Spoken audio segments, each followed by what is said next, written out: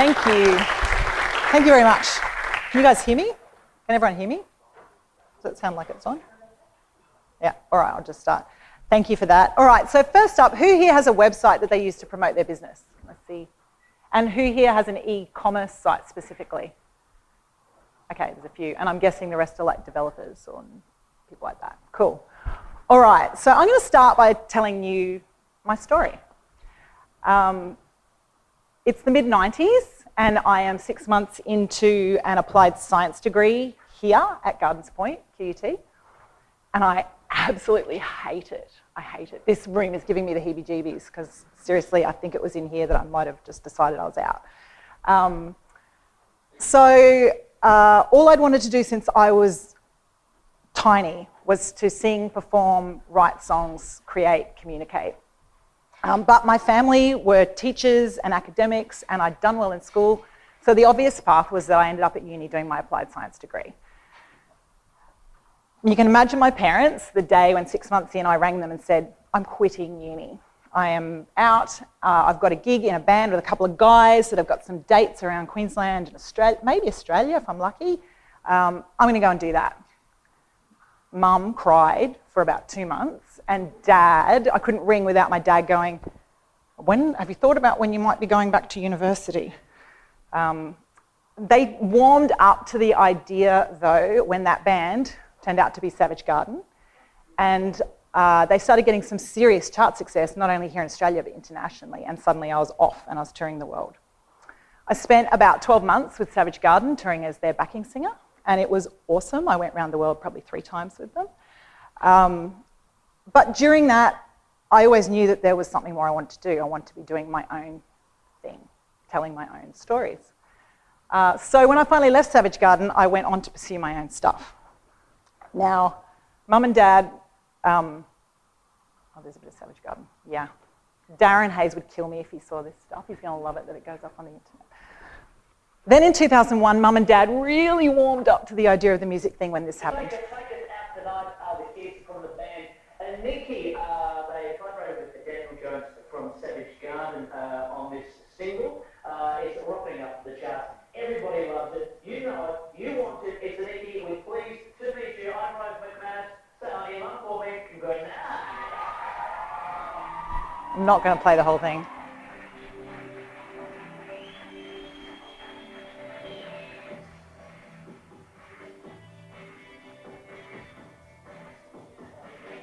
Remember the song? Can I stop it? Do you need the chorus? I'll keep going. Anyway, pleased to meet you. So I spent 6 months recording in Sweden, writing, producing, recording the album. And when I came back in July 2001, we released Pleased to Meet You as the first single. And it landed in radio, absolutely loved it. And it connected with people, which was so awesome because this was my story. Like it was my actual story converted into a pop song, and people, it connected. Radio played it and played it and played it and played it and played it and played it. And it went on to become the most played song on Australian radio for that year. We beat Kylie Minogue's Can't Get You Out of My Head in terms of airplay that year. You couldn't get in the car and change the radio. You'd hear it on one channel and I would literally change it because I was like, I can't hear it again. And then it'd be on the other channels. Like it just was unreal. So, you know, I'd really done it. I'd achieved the thing that I'd said I'd always wanted to do. 2001, we were awarded Breakthrough Songwriter of the Year by APRA alongside Sia Furler. She co-won that award with us. We were all over the TV. APRA performed at the APRA Awards, lots of big festivals in Australia, you know, and I had an album that was coming out that was being described by Australian music heavyweights as the next definitive Australian pop album. Like, I was there. So I know it's not cool to talk about money and what you earn, but people always ask me, oh my God, how much money did you earn? And it's really interesting. I'm interested to hear and shout out what you think. I know it's really uncool, hey. What I earned the year that I had the most played song on Australian radio, that I had co-written, co-produced, performed. Any ideas? 30?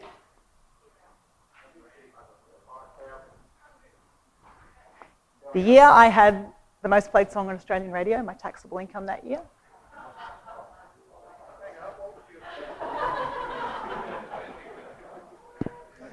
At this point, everything was starting to unravel. The record company was on me, telling me that I need to get a tan and a boob job and get photographed down on Bondi Beach like Sophie Monk was. They lined up a FHM shoot for me that I was like, there is no way, I'm not doing that.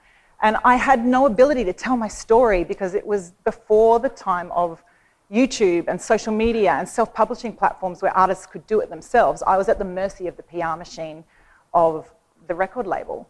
And in that time in Australian music, it was very much you were either a manufactured pop, you know, sexy, brainless sex kitten, or TV pop star winner, Bardo. This was the time of Bardo.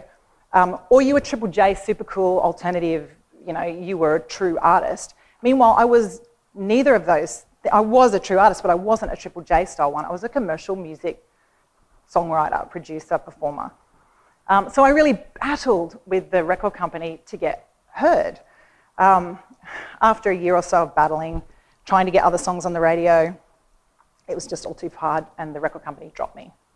And then shortly after that, my mum died suddenly and I was done. I was done. I was out, I was broke, I was broken, and I just never ever wanted to sing or perform or write a song ever again. I was done.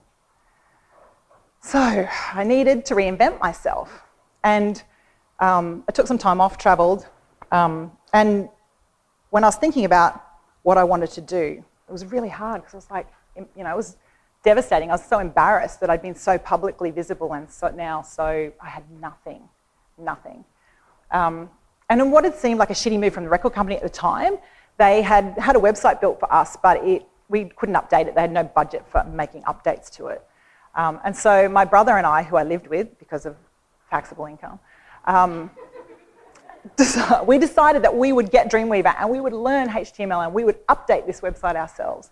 And that started my love affair with web. Because then I started being able to use the Aniki site in a tiny way to communicate with people my actual stuff. We had IRC chat on the thing and I would get on and chat with fans across the world. It was awesome, like in real time. It was the first real way that I could really genuinely communicate with people that were interested in my music and me. So I went web, that's what I'll do. So I went and enrolled in a local TAFE course and started studying web there. It was so embarrassing because I'd get the occasional, you look heaps like that girl from that band. You're like, oh yeah. People say that all the time. Don't know. 15 years on, and I'm now the managing director of Pixel Palace. We are a WordPress development. We specialise in custom WordPress. I have an amazing team. A few of them are here today.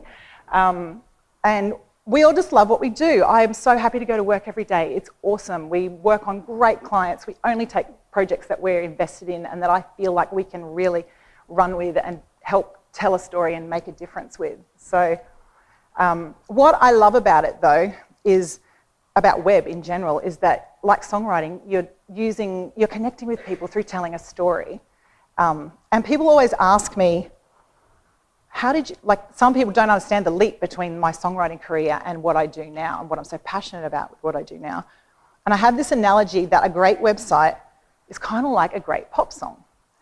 So for me, a great pop song tells an authentic story. So the really good ones have an authentic, real story that someone's experienced or is telling. A great pop song connects on an emotional level. It's packaged in the confines of a pop formula in order to have the greatest reach. It's hooky, it's punchy, and it's succinct. And it's original, but it's comfortable and it's safe. Like it feels, and it brings you back and you want to listen to it over and over again. It feels good.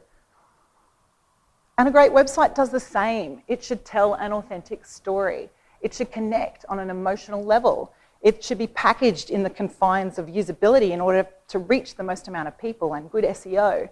It's hooky, it's punchy, and it's succinct, and it's original, but it still makes you feel safe and comfortable and secure. So for me, that's it.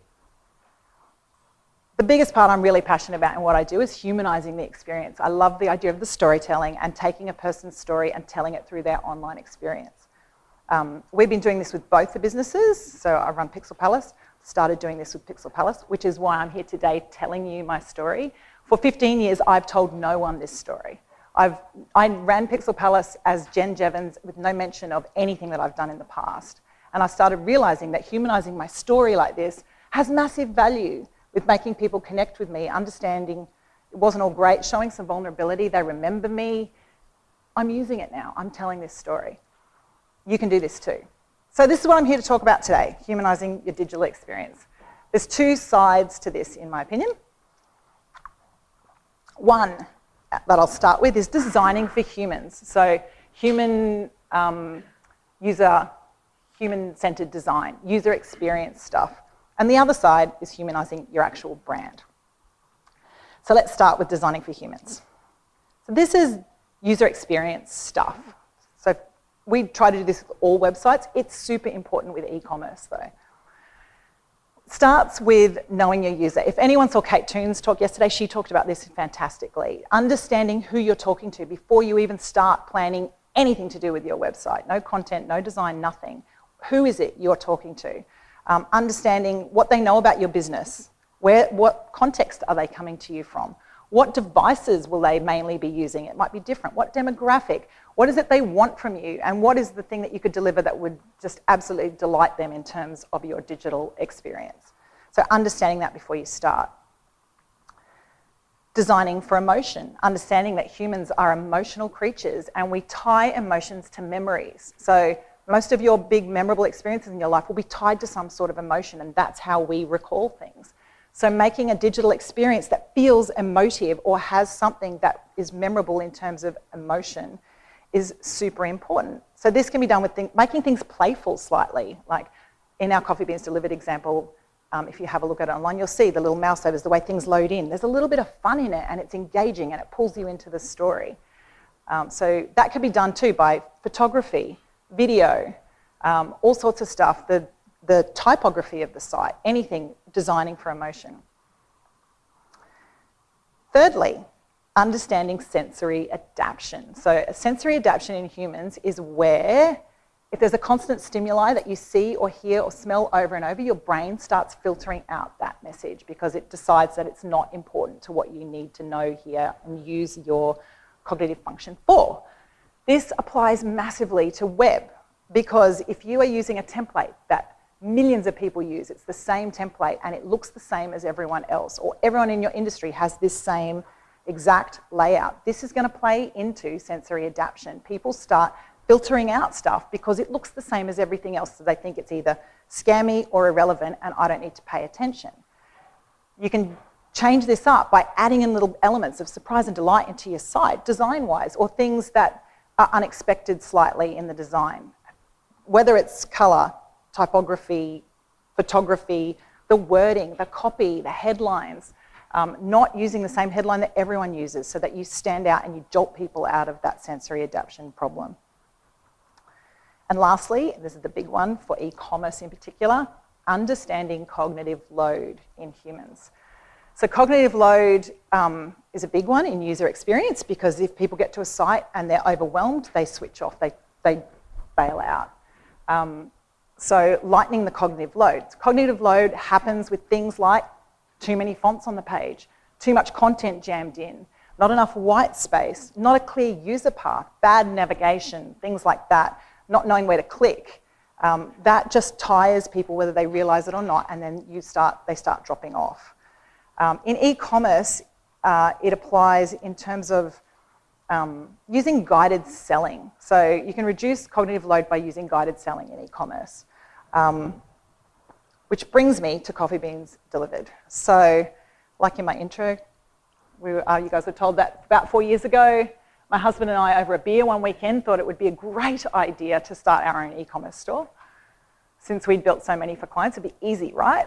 He'd owned coffee shops when we met in Sydney and was still very into coffee even though he'd come into sales.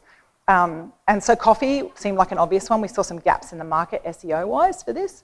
So within 2 weeks, we had a custom divvy set up in the first instance for Coffee Beans Delivered, and we were up and running and selling.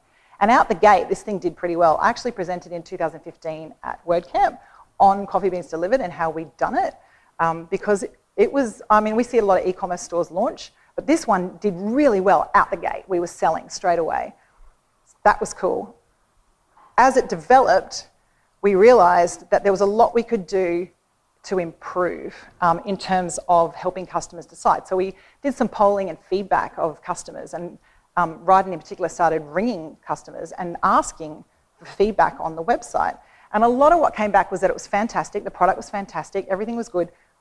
The only thing was that they would get to the site and sometimes there's so many options, like we have so many blends, so many, you can have it ground for all different machines, you can select your size, you can select, for black, for milk, whatever, and it wasn't super, if you didn't really know specifically what you wanted to buy, it was really quite difficult because we thought it was great that there's all these options, but it turned out that's actually confusing and adding to cognitive load. So we sat down and thought, how can we improve on that? How can we do some guided selling here to help people make a decision? And we came up with two things. The first one was live chat. Now, if you've got an e-commerce store or any website actually that's you're selling to people via the website, live chat is awesome. There's stats that say live chat increases conversion on an e-commerce site by 30 to 40%. And we can testify that it did it for Coffee Beans. So when people are in a product, being able to talk to a real human and ask a question in real time, hugely helpful in getting them to get right to that end bit and press go on the payment. So we use Talk To on Coffee Beans Delivered. On Pixel Palace we have Crisp. They're both free. There's paid versions of both, but it's super easy. App on your phone. Anyone in the team can answer the questions when they come in. More often than not, it's Ride that answers the coffee ones. But huge in terms of improving the user experience. The other thing we did was helping people make a decision, right? So they would come to the site and they weren't sure what they needed. So we came up with this idea of a coffee quiz. And on the homepage now, when you land on Coffee Beans Delivered, there's two main choices. It's help me decide or buy coffee. And if you hit buy coffee, you just go to the products. If you hit help me decide, you land here on the coffee quiz. And the coffee quiz guides them through selecting the machine that they have, whether they have it with milk, do they have a grinder, how many coffees a day do they have, and select your coffee personality. And then it filters some results with a cute little interactive animated funny thing. And then pops out 3 product suggestions that are very much based on the stuff that they put into their answers. So these are 3 coffees that would suit given what you had answered in those questions. It also provides a funny little snackable, shareable coffee personality that, I think if I go back, I might be able to go back. See if I can get it. That one was the Jon Snow Bastard blend. So they're like social media share things that are funny and people share them to their social media, and then when their friends click on it, it takes them back to start the quiz and they can get their own coffee personality. So really cool. When we did this, it increased our conversions by over 200% immediately. And in the heat mapping, we can see the majority of first clicks are going on the help me decide. So this has been amazing. This is built with a gravity form. That whole quiz is just a gravity form, but built out into a really cool quiz. The other amazing thing that this does is give us huge insight into the customers, right? So when they go and order, this is then tied to their account, and we have data that we can use. And when we get notifications through WooCommerce, the order notifications come through and it tells us they've got this machine, they've ordered before, they have it with milk, this is their X order or whatever. We have all that come through to us so that we can really personalize the experience in the next step. So, humanizing your e-commerce experience.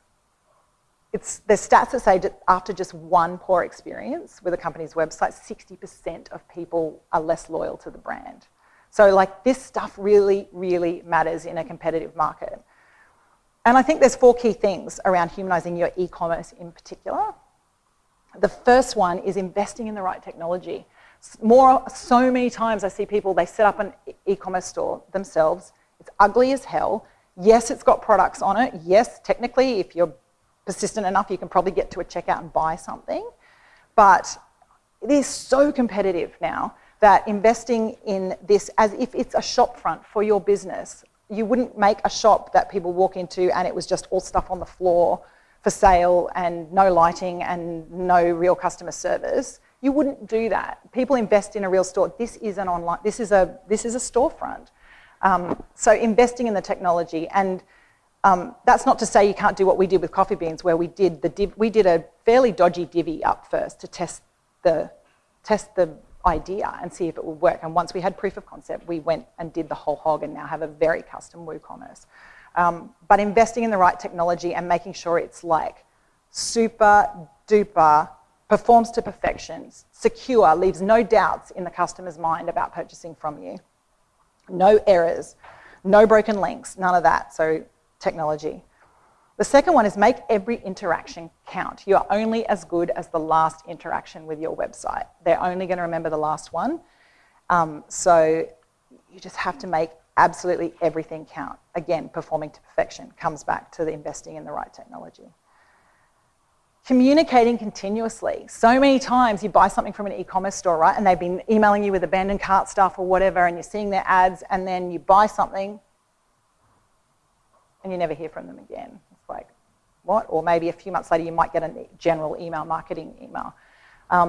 It is 5 times cheaper to market to someone who's already bought from you than someone who hasn't. We have a huge retention rate on Coffee Beans Delivered because we communicate continuously. So when you buy from Coffee Beans Delivered, 3 days later, we have follow-ups from WooCommerce plugin that sends an email that says, hey, here's content specific to the coffee that you bought, here's information about the blend, but also, if you haven't got your order yet, can you please get in contact with us because you really should have it by now. That means they feel like we've reached out and sent them. Some of them think it's a personal email from Ryden. It's hilarious. They write back a full, how's their day going? But that's awesome, right? And so then we can follow up if there's a problem, and if there's not, that's great.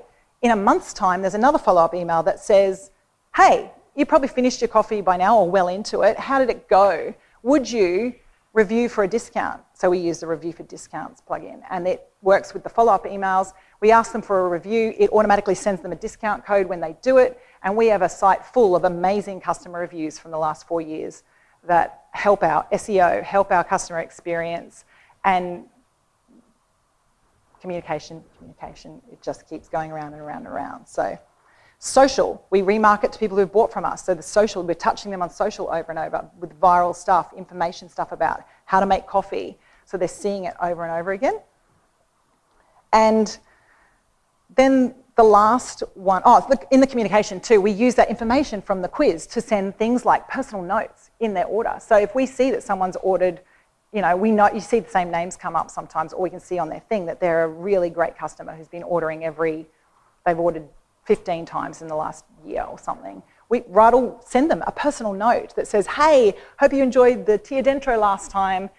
With these ones, we suggest blah, blah, blah, blah, blah. Maybe it's a bit fresh roasted, so maybe leave this one for another week. And so this personal handwritten stuff that we just occasionally throw into things, and the team do as well, hugely turns our customers into they think we're friends. They feel like they're so loyal to our brand because it feels personal.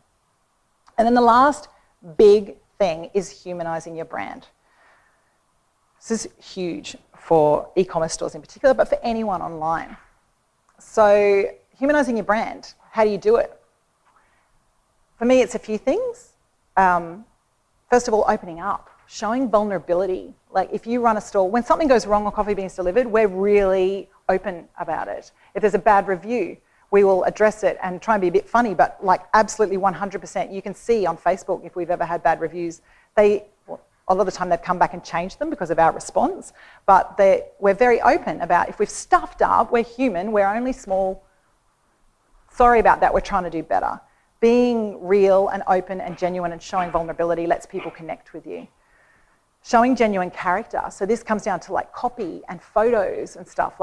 Don't use standard corporate speak in things, but talk a lot of the language on Coffee Beans Delivered is how Ryden talks, So you'll read it and it feels like you're just having a chat with him. Again, Kate yesterday was awesome. She was talking about this. So showing genuine human character. Creating human-centered experiences. So community online. For some things that might be like a Facebook group that you add all your customers into and they're allowed to join if they've bought from you. Or your business. For us, we use the Facebook page a lot for this. Coffee Beans now, 4 years on, has 4 staff. It's a company of its own. Ryden works full-time on it, and we opened an espresso bar earlier this year and moved distribution and espresso bar and the Pixel Palace office all into one thing in the suburbs of northern Brisbane. So it's become a monster, but that coffee shop thing has let us have a real community. Like, there's a sense of community, not just in the community at the espresso bar, but online. Like, there's an ownership of the brand that's been amazing to watch over the last 6 months since we started doing this humanising stuff in our marketing. The last one is the biggest one, and it's founder first. So it's why I sat here and told you about my story. And with Coffee Beans, we have done this. We've done this over the last, I'd say, 6 to 8 months, really 6 months. And when we started Coffee Beans, Ryden was very reluctant to he didn't want to be the face of it. And I understand, I feel the same. I'm really nervous about, it's hard to make yourself vulnerable and tell the warts and all stories of things. But it's necessary. So he took a lot of convincing. He wanted Coffee Beans to be more like an Amazon of coffee, where it was just like a marketplace and there was no real face to it. And finally, he came around and realised that this is the way we make this thing go gangbusters. So what we started doing was putting him out the front. You know, nobody wants to read a mission statement from some Tesla, but they do want to read a blog post from Elon Musk. That's the summary of it. So with Coffee Beans Delivered, what we started doing, Ride started doing a lot more little Facebook Lives on the Facebook page. He started filming videos that were him giving tips, adding value, giving tips and tricks on how to make coffee at home in a really personable, relaxed, friendly, not a wankery kind of way, just like, I'm a dude, I'll help you with your coffee. And what this has done for customer feedback and ownership has been honestly gobsmacking. I can't believe what it did in terms of how it presented. This is one of the videos. I'll just quickly show you a bit of it so you can see what we did.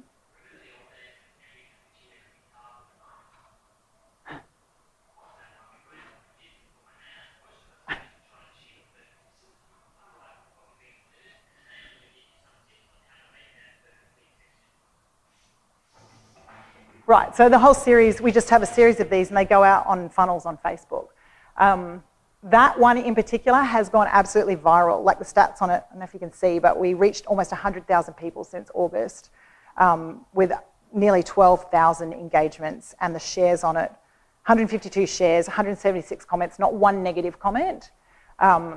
Insane amount of traction and interaction on that video. And on the other side, there's an example of, this is someone we do not know that ordered from us the first time recently, or in August. And she got her order and set up a photo and sent it to us on Messenger saying, "Hi guys, I just received my first order, super quick too now, which one should I try first?" And before Ryden replied and said, "Great, I suggest you do this one, it's a good one to try first." And she's like, "Too late, I already started, bloody loved it, awesome, can't wait to try the rest, you got a regular..." Like, people didn't send these messages. Like, they loved the coffee and they do reviews and stuff, but we never got this thing where they felt like they knew Ryden and they could send him a message saying, "Oh my God, I got the present you sent." Like, this happens too with, anyone who's got an e-commerce store and deals with couriers will probably know the pain.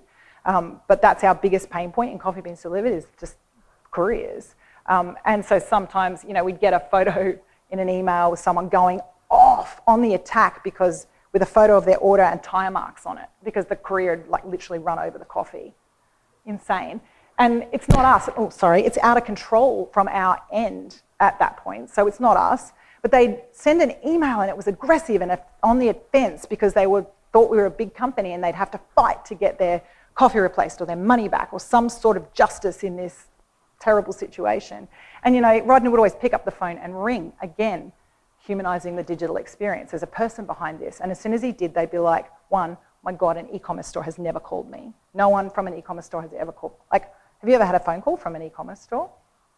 It doesn't happen, but it's so easy if something goes wrong to ring instead of hiding behind email.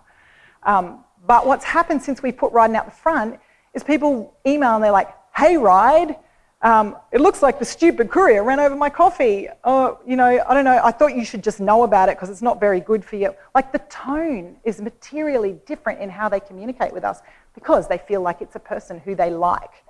So I think this is super powerful. And, you know, there's a generation coming through of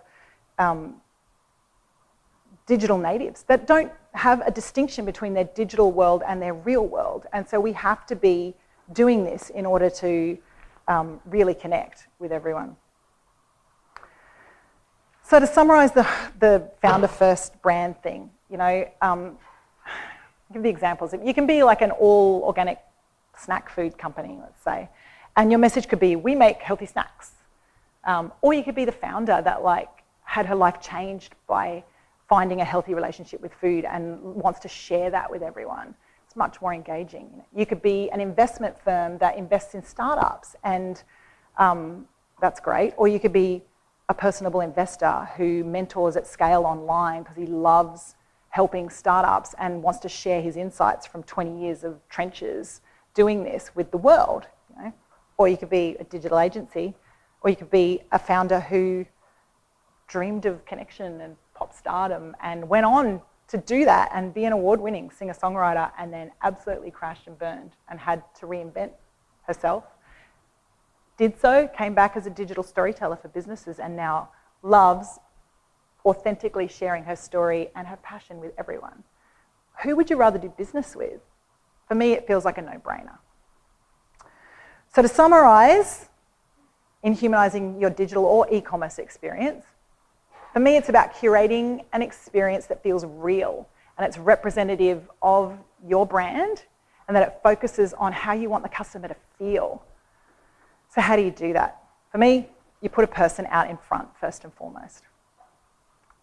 And then you outperform your competition, create an awesome, unique online experience that's memorable and emotive, and then you deliver your product faster.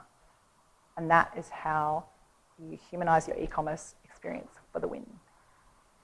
That's it. Thank you.